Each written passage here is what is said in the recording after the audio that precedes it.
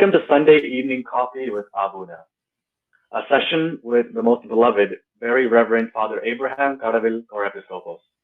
My name is Abel John, and I'm from Phoenix, Arizona. And co-hosting with me today is Hi, I'm Princy Paul, and I'm talking to you from Dallas in Texas. And we're very excited about this program and very excited to have our Aboona with us. And we're all waiting to listen to what he has to tell us. So, a brief introduction about our Aboona. Aboona Abraham Corepiscopos is a senior priest in the Malankara Archdiocese in North America and Canada, and he is a fellow of American Association of Pastoral Counselors. He is residing in Baltimore and enjoying his retired life now.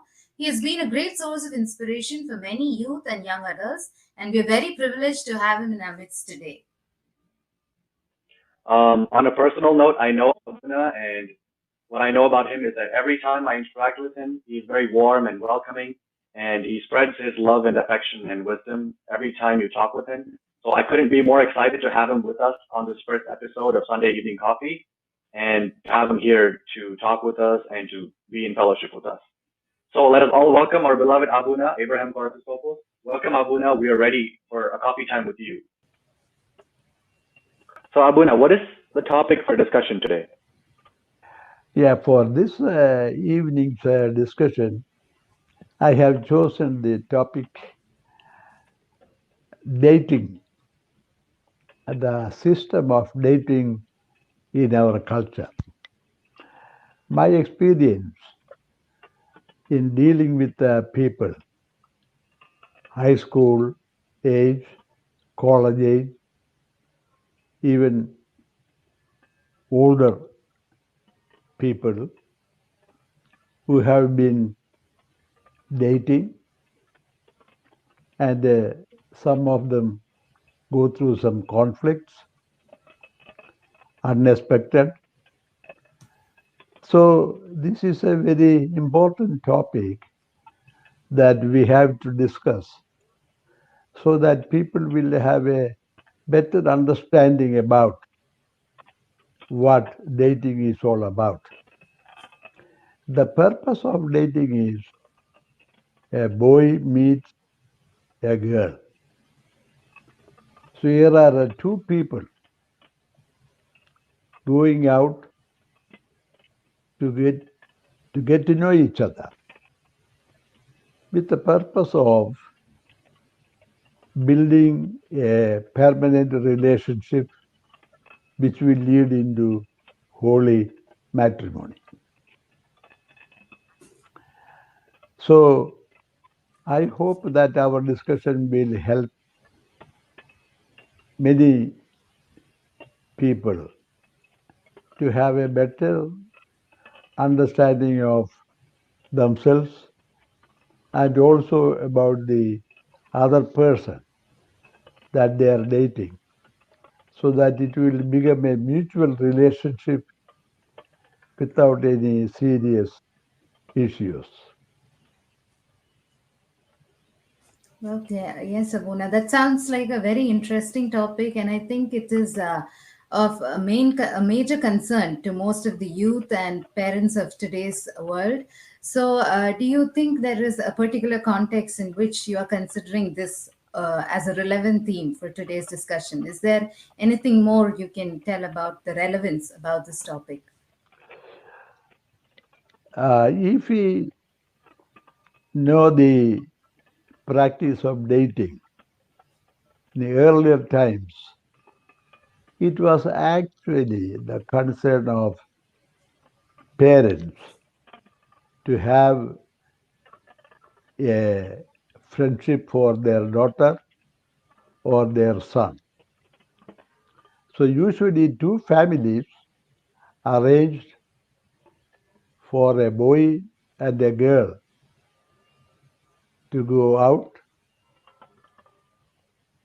for dating so that they will learn about each other. But these days it has become a practice without the family's involvement. Most of the time it is a boy asking a girl out.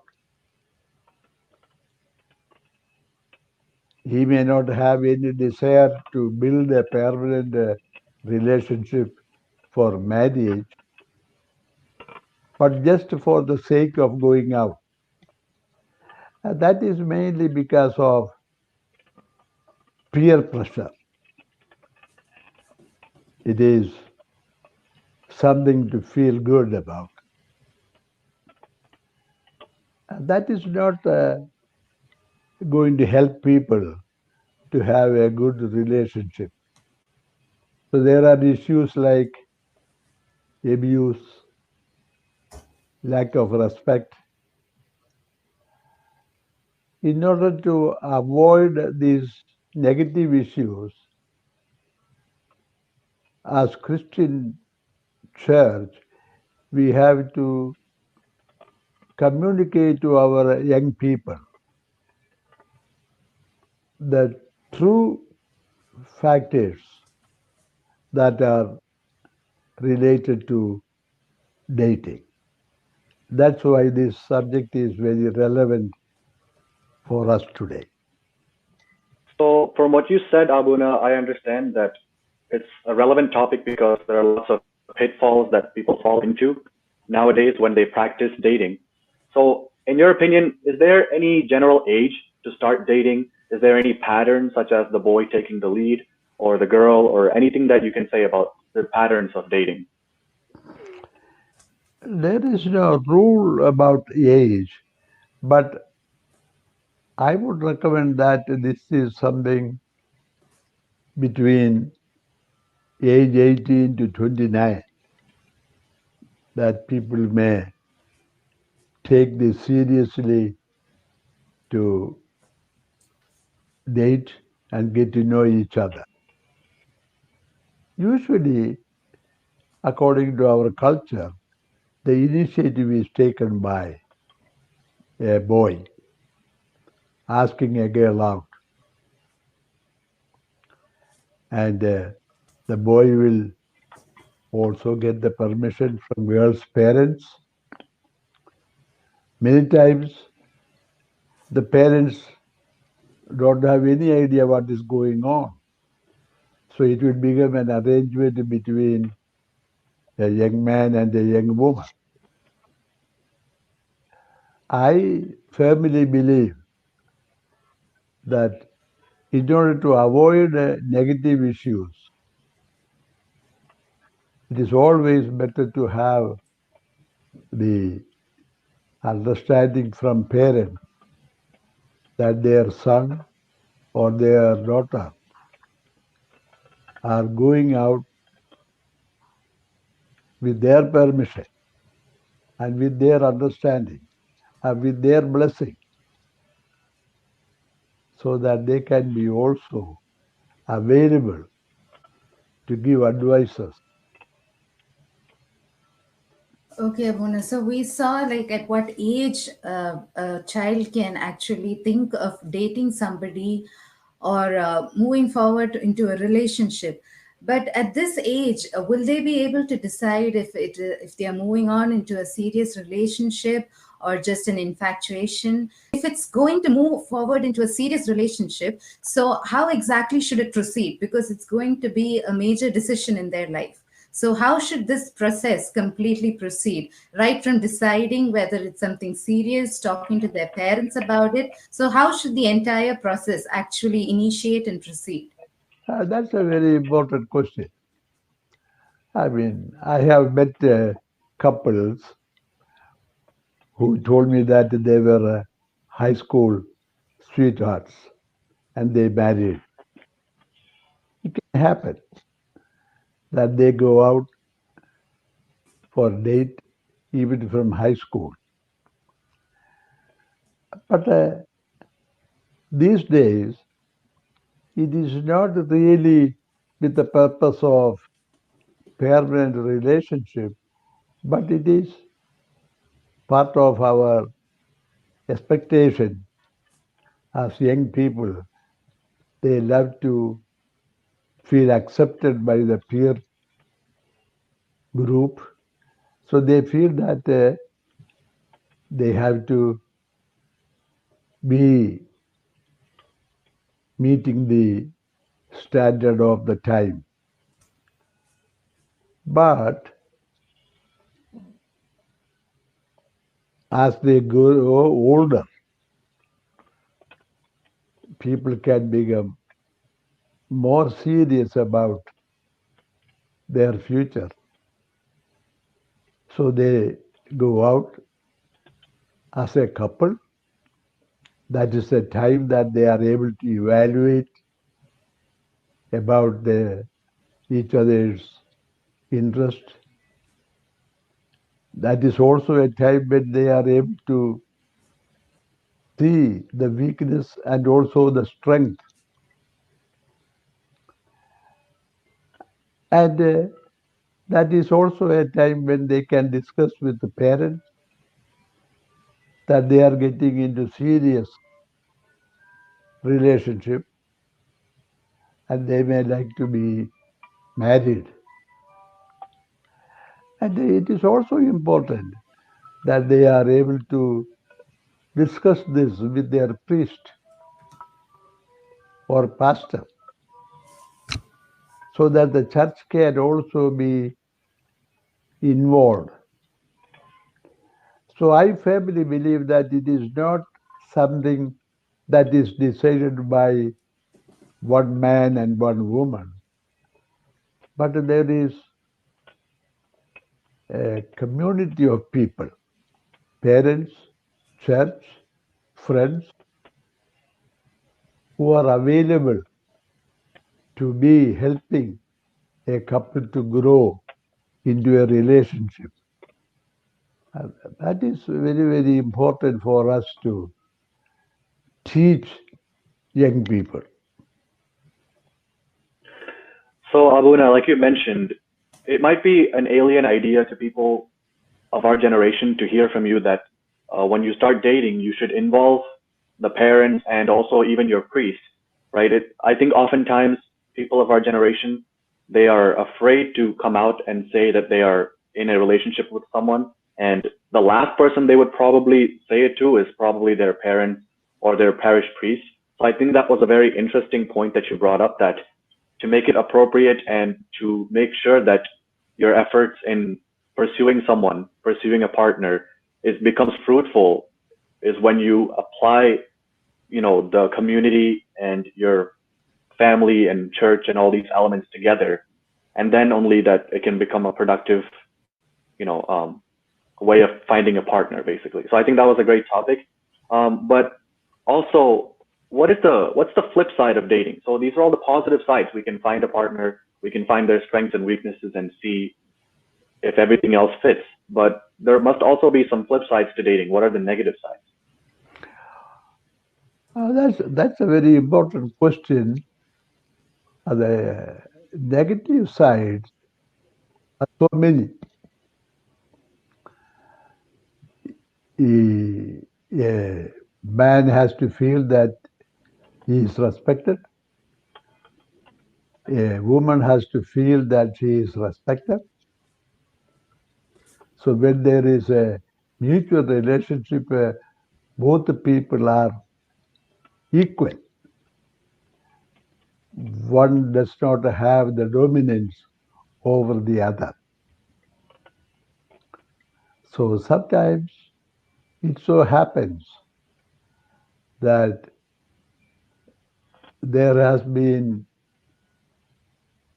episodes where a female has been abused, treated badly, physical violence.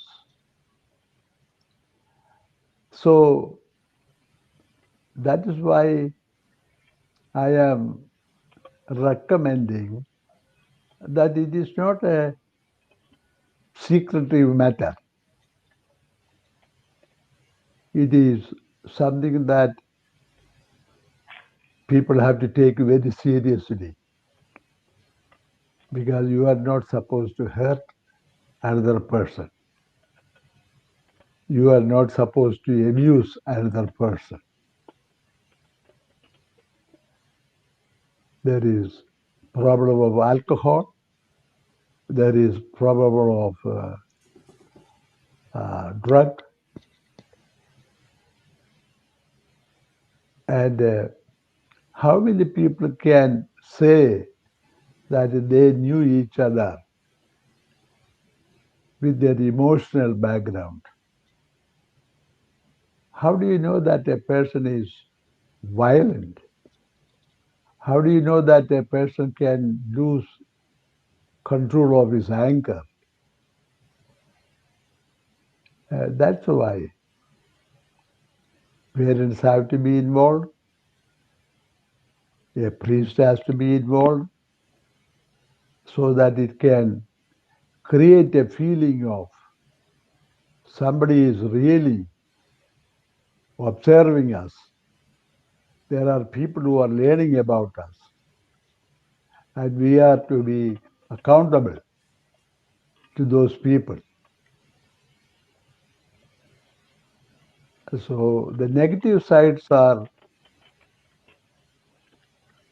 creating dating system a very questionable way of relationship.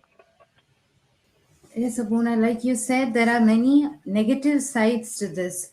So, at such a young age, even the kids, they do not know what to expect. So, it might be male dominance or anything that affects the female partner, or it can be some traits of the female that affects the male. So there has to be some time that they need to adjust to, and that's why I think you said that is one of the good things about dating, where they get time to gel in with each other. But at this point of time, they do not know what to expect. Like you said, we never know if a person is violent or if he's going to go beyond the boundaries. So, even when a person gets into a serious relationship like a marriage, our church offers a premarital counseling or something of that kind. So, but for these kids who tend to go into a relationship, there is no such an order of a counseling given to them. So it is important that they approach their parents or priests, like you said. But can this advice be given to the kids even at a younger age so that they do not fear to open up? So what can be done with respect to that? Like how can we educate them even in our Sunday schools or even in our youth associations? Like should we be more open about it so that they can feel free to discuss, so that they know what to expect, what harms can come, and so that they can prepare themselves more before they enter into something? Yeah, that is very important that you are asking that question, because there is no formal instruction given by the church or by the families or by the society with regard to dating, because it is always considered this as a very private matter. But you raised a good point. When are we going to put this as a curriculum in our Sunday school? When are we going to discuss this as a serious topic for the members of the NGSOSA? When are we going to discuss this as a theme in our Archdiocese Convention? Not only for young people, but also for parents to learn. So, this is a human relationship is very important. And the Bible teaches us that God created man and woman. And in the eyes of God, both are equal. And the Bible again says that a man will leave his father and mother and will join with the woman, and they shall become one body. So we are very much concerned about the teaching sacraments, Bible, teachings about the fathers. But here is a subject which is creating the family, the future of our church, the future of our generation. So it is very important that we raise this issue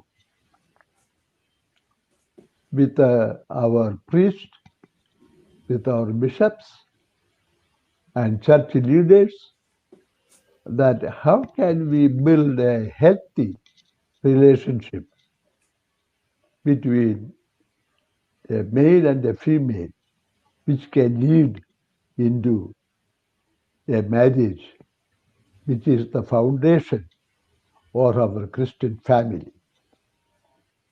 So bouncing off of that answer, is it possible? Is there a chance that boys and girls may date more than one person? And if so, how does that fall into place with relevance to the whole purpose of dating being to find someone to be your lifelong partner, as opposed to dating casually just for other worldly desires and pleasures? So how do you see that? Yeah, I personally will not recommend that people should date more than one person. The reason is then it becomes a game. Here is a young man or a young woman going out for dating with three people or four people. What is the whole idea behind this? It is just having good time, or is it a serious relationship? Is there a commitment? Is there a religious feeling in this? How is the Christian concept of marriage and relationship influence a dating relationship? So a true disciple of Christ will not take dating as a very enjoyable episode. It's a very serious matter. So I will not recommend that people will enter into dating more than one person one time.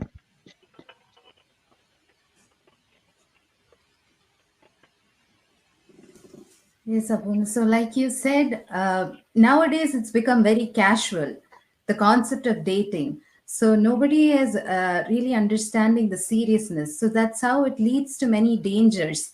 And, like you said earlier, we don't know about the person. And so, there is an extent to which you should get close to the person.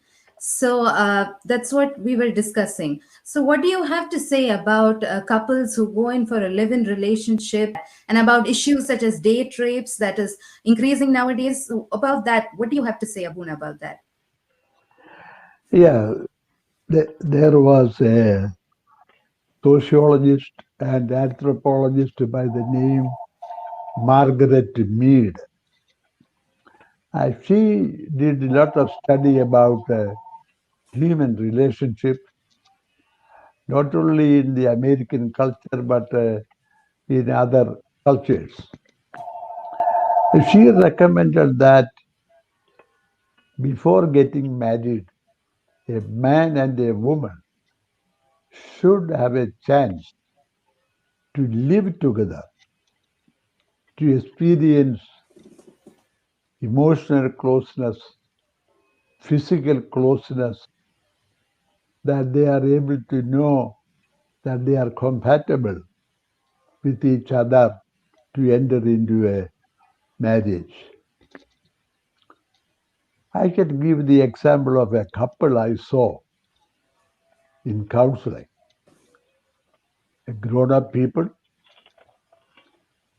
man and a woman, lived together for 10 years.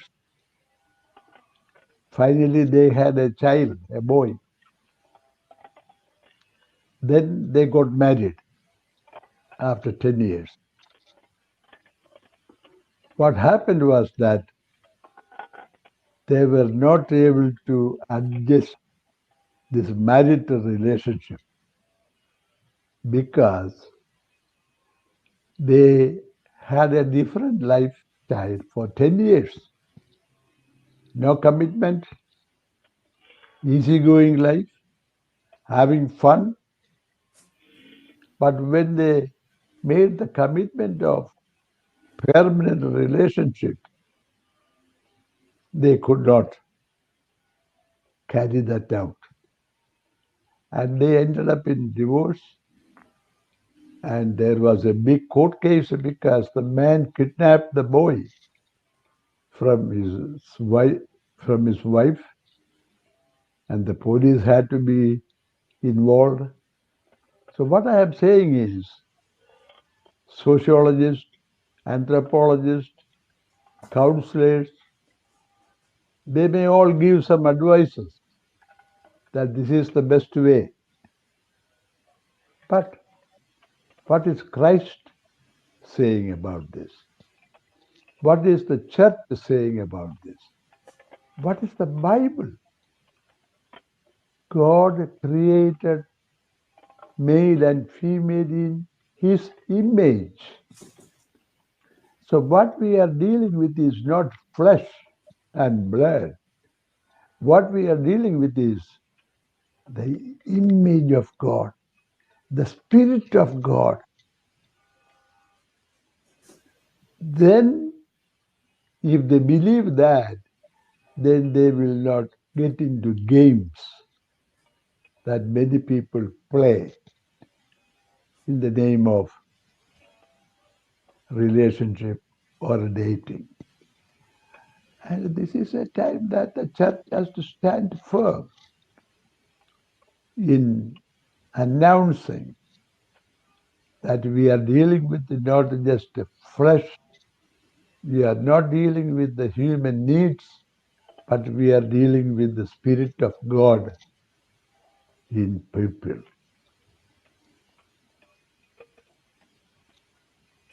So, Aboona, this brings us into the last but definitely most important segue, which is where is the place for God in finding your partner and establishing relationship? Will you be able to add some points about the sacredness of relationship and the dating concept in relation to marriage, and which are all considered sacred in our tradition? So, where is the place of God in the process of dating? As I had already talked about the creation of mankind in book of Genesis chapter 1 verse 22, God created mankind in his own image. In the image of God he created them. Male and female, he created them. So that is the basic thing. Human life is so sacred. And when we believe that there is God in each person, and we cannot play around with that. So secularism, capitalism, communism, so many ideologies in this world, and they do not have any idea about the image of God. Only the church can emphasize that there is the image of God in every human being. So whether it is dating or whether it is courtship, we have to bring out that image in the relationship. We have to bring out that image in love. we have to bring out that image in the physical relationship. We have to bring out that image in our family system. That will be the basis for a better world. Okay, Aboona, thank you so much for spending so much time with us. I just have one last doubt to ask you. We were talking about dating all this while. So, since I just came from India now, there this concept is so new. So, there people go for an arranged marriage so often. So, people just know some other person maybe just for a month and they just end up living together. Still, we see them happy. So, with your experience of seeing so many couples throughout your life, what do you think? Have you seen any difference in both cases, or is it like a 50-50% chance of either case working out, or is it just that it's all in God's hands? Is your marriage arranged? Yeah, it was arranged. Are you happy? Yes, I am. My parents had arranged marriage, and uh, mine is also. I knew my wife, but it was not dating. Uh, so it was an arranged marriage by families. Uh, so there are so many arranged marriages where people are very happy, but there are so many arranged marriages where people are so miserable, but they cannot do anything about it because the system is so such that a wife or a husband do not know how to deal with that. There is no system, there is no counseling, there is no way of telling the priest because they are embarrassed. They cannot tell their parents because parents will be angry.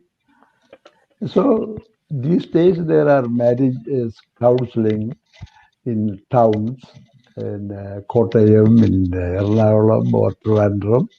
It is coming up. Uh, but we have to have, even if whether it is arranged marriage or dating, we have to have the opportunity for people to grow and not getting stuck in the marriage. Because marriage can become a, a, an institution where people feel stuck. We cannot get out of this. We have to die in this. So marriage is not a license to be stuck and miserable. And so there is no perfect system. It is very difficult to know where. But the systems are, various systems are there, but we have to have the ability to enable people to feel powerful. A woman needs to feel powerful enough to say, I cannot take this anymore. A man has to feel powerful enough to say, I cannot do this. Uh, you know, and then there is some breakthrough in relationship. They have to open up and not being stuck. Thank you, Aboona. Thank you. Yeah, that's a very important thing, I think, to say no when we need to say. So, thank you for reminding us such important points and for enlightening us about dating. What are the strengths of the system, the weaknesses, and what we need to be prepared for when we move on to a relationship. Thank you so much for spending so much time with us and teaching us a lot of new things today. Thank you very much for having me. I hope this is a good beginning, and hopefully we will be meeting again to discuss other subjects. Yes. Of course. Thank you so much, Aboona. Thank As you. we as the only unmarried person in this conversation, I value your advice and your wisdom so much. So, are you getting any inspiration? Not yet. But no, I want to thank you again, and we will see you all next month with another interesting topic on Coffee with Aboona. Okay. Please, yeah. Also, to all the viewers, please subscribe to Urho the Way on all our social media platforms, and have a good night, everyone. Okay. God bless you.